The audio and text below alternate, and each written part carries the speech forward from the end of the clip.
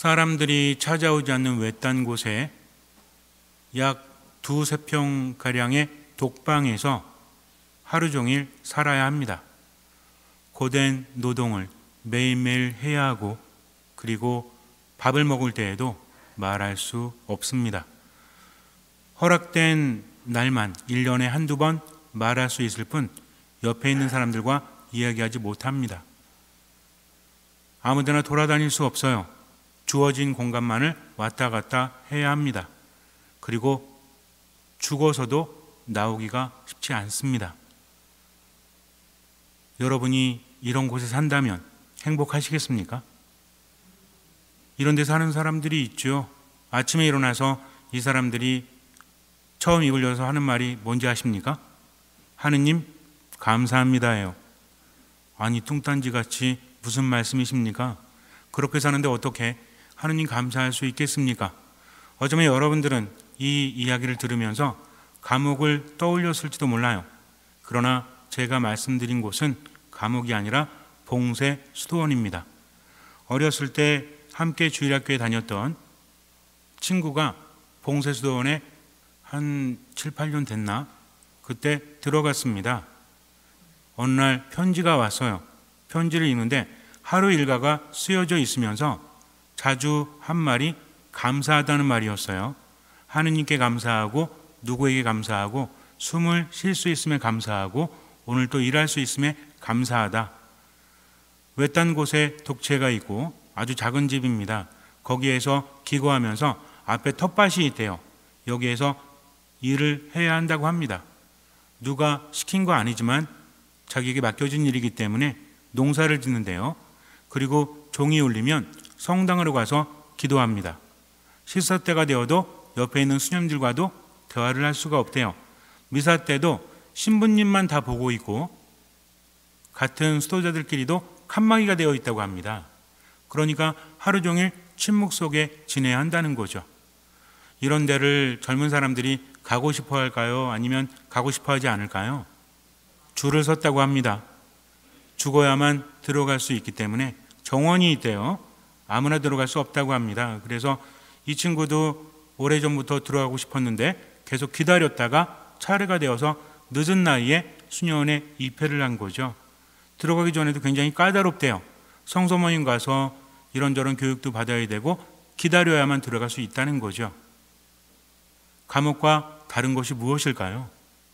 어쩌면 눈으로 볼 때는 많이 돌아다니지 못하고 자유가 제한되는 감옥과도 같을 거예요. 그러나 마음이 다르지 않습니까? 아침에 일어나서 하느님 감사합니다 하면서 매 순간순간 많은 것들을 바라보면서 혼자 있으니까 내적인 침묵을 지킬 수밖에 없고 모든 것에 감사할 수밖에 없대요. 흙을 만질 때에도 하느님 감사합니다. 태양이 내리쬐을 때도 하느님 감사합니다. 태양이 없다면, 그래서 밤에 아주 어두운 밤, 겨울밤에 밖에 나가보면 굉장히 춥대요. 무엇을 느낍니까? 햇볕이 있어서 하느님 감사합니다 라고 느낄 수 있다고 합니다. 우리는 요즘에 많이 추워졌죠? 밖에 나가서 뭐라 그래요? 아이, 더럽게 춥네 라고 말할지 몰라요. 그러나 추울 때에도 낮을 생각하면서 하느님 감사합니다 할 수 있다라는 것이죠. 감옥에 있는 사람들은 불평이 많습니다. 그러나 수도원에 있는 분들은 감사를 해요. 도대체 무엇의 차이일까요? 하느님을 내 안에 모시고 그렇지 않고의 차이가 아니겠습니까? 세상을 살아가면서 수많은 사람들이 행복하기를 바라고 그 길을 찾습니다. 하지만 우리에게는 이미 주어져 있다는 거죠. 단순히 종교적인 생활을 해야 되기 때문이 아니라 우리는 하느님을 만났고 그분과 함께 그분 안에 머물고 있다는 거죠. 이 가치를 깨닫지 못한다면 우린 죽을 때까지도 행복할 수 없다는 것입니다. 넬슨 만델라라는 사람이 있죠. 남아프리카 공화국 최초의 흑인 대통령이에요. 이 사람은 인권운동을 하다가 감옥에 갇혔습니다. 27년 동안 감옥 생활을 했어요. 70이 넘어서야 석방되어집니다. 수많은 사람들은 이제 노인이 되어서 참으로 허약하겠구나. 더군다나 감옥에 있으면 건강이 좋을 리가 없죠. 그래서 이후에도 과연 인권운동을 할 수 있을까라고 의아해했다고 합니다. 하지만 석방된 넬슨 만델라는 굉장히 건강했대요. 그래서 기자가 물었다고 합니다. 아니 어떻게 감옥에서 그리 건강할 수 있었습니까? 더군다나 그 감옥은 환경이 매우 열악한 곳이었거든요. 그가 이렇게 말했다고 합니다. 환경은 열악했지만 저는 매일매일 하느님께 감사를 했습니다. 그리고 이것저것 보면서 하느님께 감사했습니다. 때로는 슬프고 때로는 아프고 때로는 외로울 때에도 이것을 느낄 수 있음에 하느님께 감사했습니다. 라고 말을 했다고 해요. 결국은 무엇했기 때문에? 감사했기 때문이라고 합니다. 때로는요, 감사할 거리가 너무나 없죠. 왜 이렇게 힘들지? 한숨만 나오지 않습니까? 감사할 거리가 있어야 감사를 하죠. 어떻게 억지로 감사할 수 있겠습니까? 그런데 건강 전문가들, 특히 심리 전문가들은 이렇게 말합니다. 억지로라도 감사하도록 하십시오. 그러면 몸이 반응합니다. 우리 가슴이 반응한다는 거죠. 그래서 너무나 힘들고 너무나 괴로운 상태에서도 감사하다는 것을 계속 말하고 감사할 거리를 계속 찾게 되면 몸과 마음이 좋아진다고 합니다. 우리도 경험적으로 알고 있죠. 우리는 언제 행복을 느낍니까? 언제 불행감을 느끼죠? 어쩌면 삶이 힘들고 괴로울 때 감사하지 못하기 때문에, 불평하기 때문에 더 괴롭죠. 어쩔 수 없이 불평할 수밖에 없지 않습니까? 경제적으로 힘들고요. 인간관계도 아주 거지 같고, 어쩌면 다시 태어나지는 못한다고 할지라도 다시 돌아간다면, 내가 이런 사람을 만나나 봐라. 다시 돌아간다면 나는 이 지긋지긋한 인생에서 살고 싶지 않아. 다른 인생을 살아갈 거야. 라는 생각이 든다면 어떻습니까? 감사하기가 쉽지가 않다라는 거죠. 불평하지 않습니까? 불평하고 싶어서 불평해요? 여러분들은 오늘은 가족들을 괴롭혀야지 하면서 불평으로 한번 당해봐라 하면서 불평하십니까? 어쩔 수 없이 불평할 수밖에 없다는 거죠. 그러나 결국은 불평을 해도 바뀌는 것은 아무것도 없고요. 오히려 더욱더 안 좋아집니다. 이것을 알면서도 불평을 하고 있다는 것이죠. 아무것도 나아지지 않아요. 우리 분명히 알고 있습니다. 행복하기 위해서, 더 나아지기 위해서는 어떻게 해야 된다? 하느님 안에 머물러야 한다는 거죠. 만병통치약 같죠? 모든 것의 답이 이겁니다.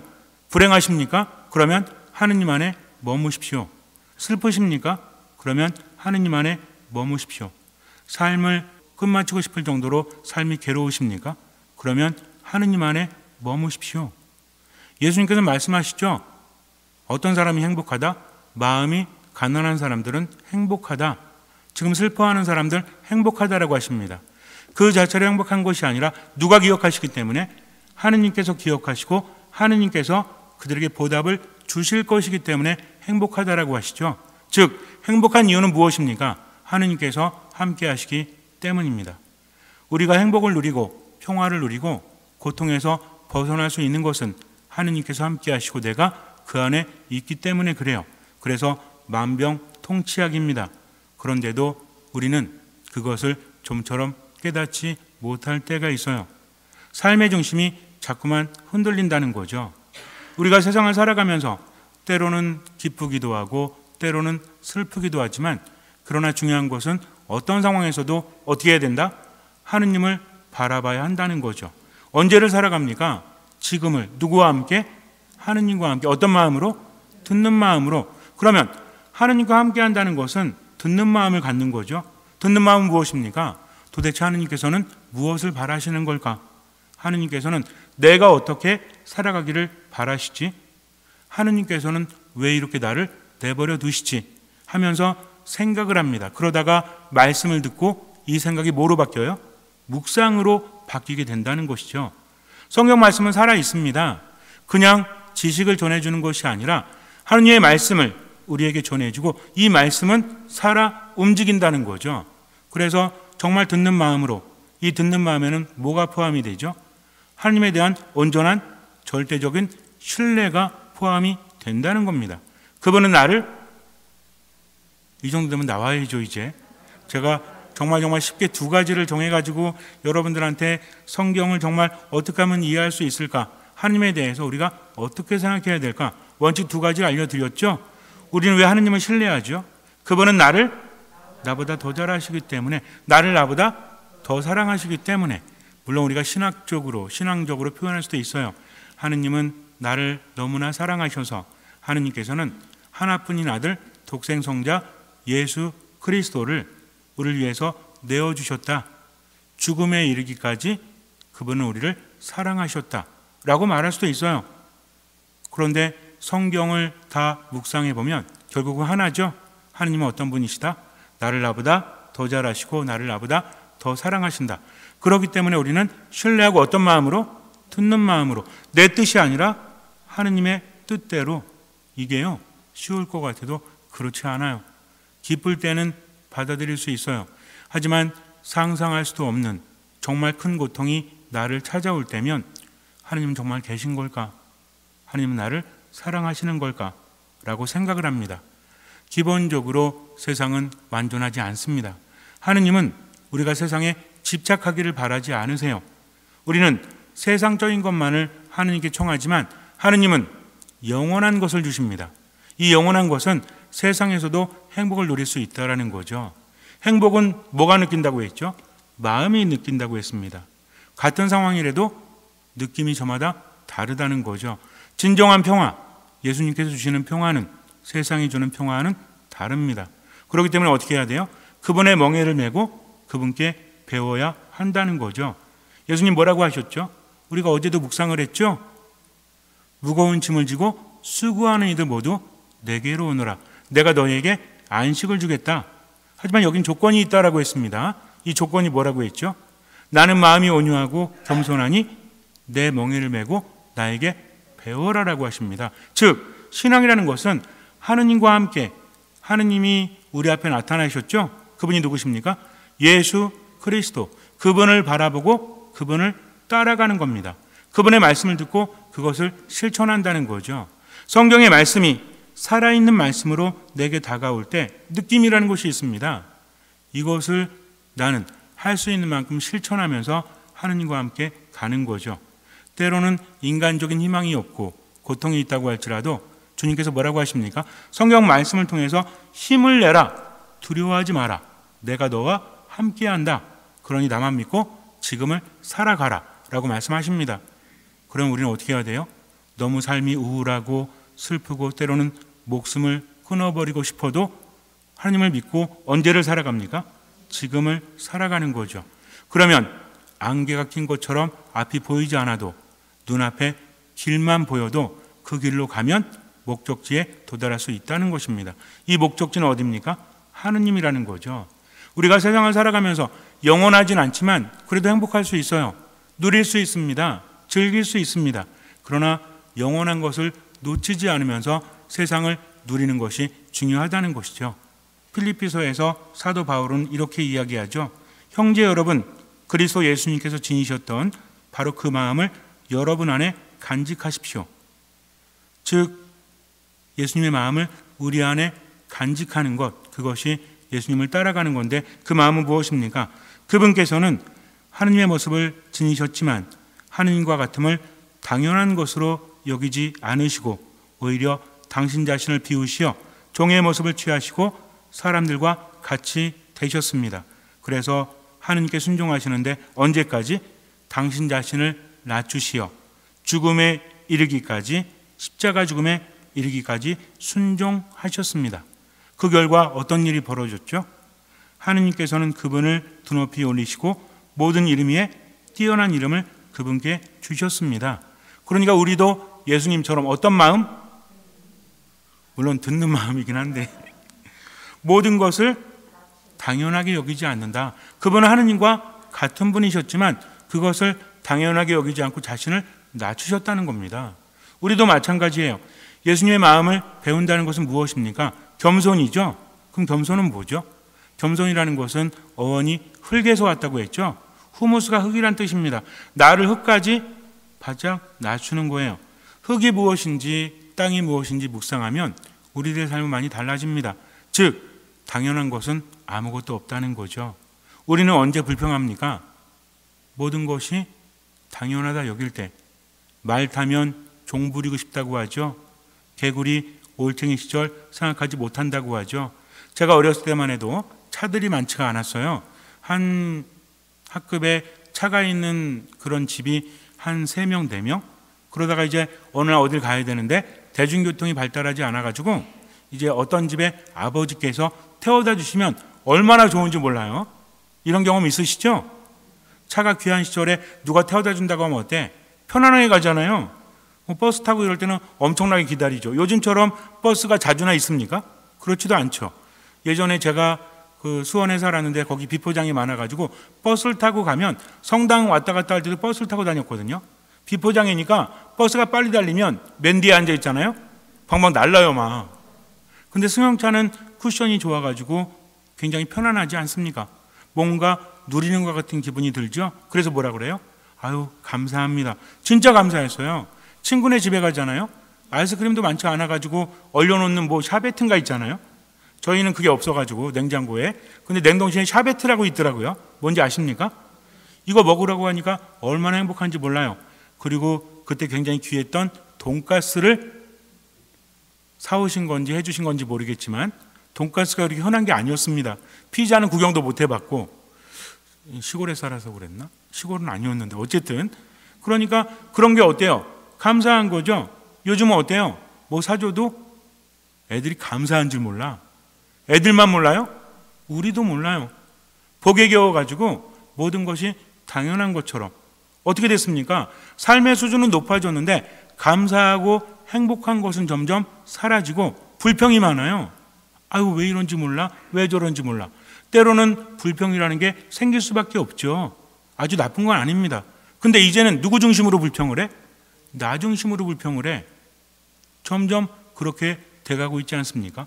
행복도는 떨어지고 있다는 거죠. 당연한 게 세상에 있을까요? 당연한 거 아무것도 없습니다. 우리 옆에 있는 사람들 당연하지 않아요. 봉사하는 사람들 당연하지 않아요. 본당 수녀님 당연하지 않아요. 상임위원들 당연하지 않아요. 세상에 당연한 게 어디 있어요? 그런 분들이 없다면 우리가 이렇게 온전히 신앙생활 할 수 있겠습니까? 그렇지 않다는 거죠. 근데 우리는 어때요?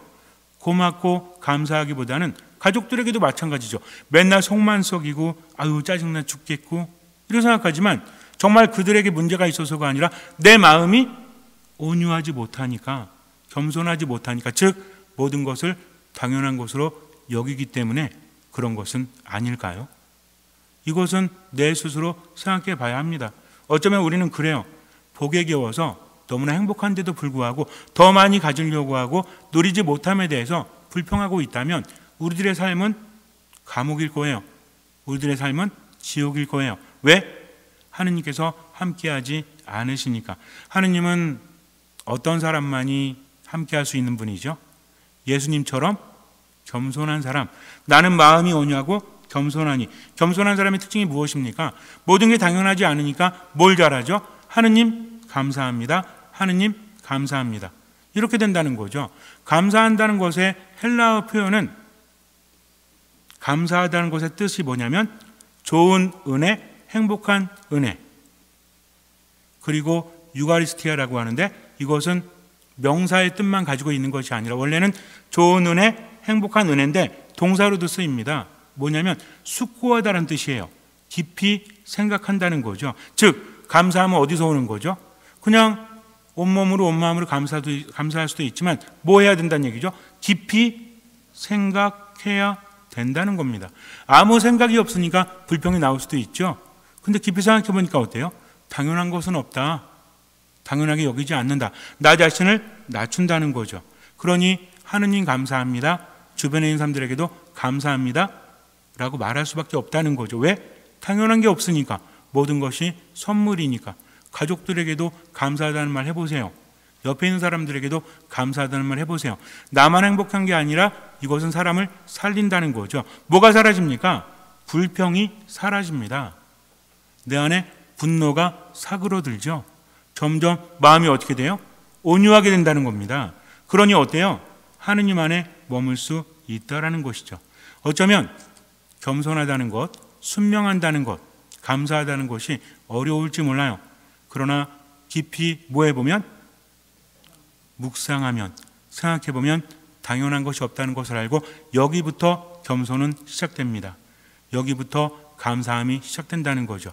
그러니 감사함과 겸손은 함께 갈 수밖에 없고, 그러다 보니까 자꾸 하느님 말씀을 듣고 그 말씀대로 살려고 하는 모두 생기죠. 순명, 순종도 여기서 생긴다는 겁니다. 어렵게 이해할 필요 없어요. 제가 여러분에게 순명의 어원은 무엇이고, 감사함의 어원은 무엇이고, 믿음의 어원은 무엇이고 예전에 말씀드렸죠? 괜찮아요. 까먹으셔도 몰라도 됩니다. 그러나 누구처럼? 예수님처럼 그 마음을 내 안에 지니게 되면 하느님께서 우리를 들여높여 주신다는 거죠. 영원한 생명뿐만 아니라 지금 여기서 무엇을 주십니까? 깊은 평화를 주시고 행복을 주신다는 거죠. 생기를 주십니다. 그러니 우리 뭐만 생각하면 돼요? 당연한 것은 아무것도 없다. 그러니 모든 것에 감사하자. 감사하니까 어때요? 끊임없이 기도하게 되죠. 들으려고 합니다. 그리고 항상 기뻐할 수밖에 없죠. 이렇게 감사는 겸손을 만들고, 이 겸손은 하느님 안에 머물게 한다는 겁니다. 마음이 온유해질 수밖에 없어요. 물론 이럴 때 있습니다. 아무리 온유하고 겸손하려고 해도 이놈의 승질머리 때문에 잘 안 됩니다 라고 할 때도 있어요. 걱정하지 마세요. 얼마만큼만 하면 돼? 할 수 있는 만큼만. 자꾸만 말씀이 들리고 믿음이 성장하면 기적이 일어납니다. 삶이 얼마나 행복한지 몰라요. 잠시 눈을 감으세요.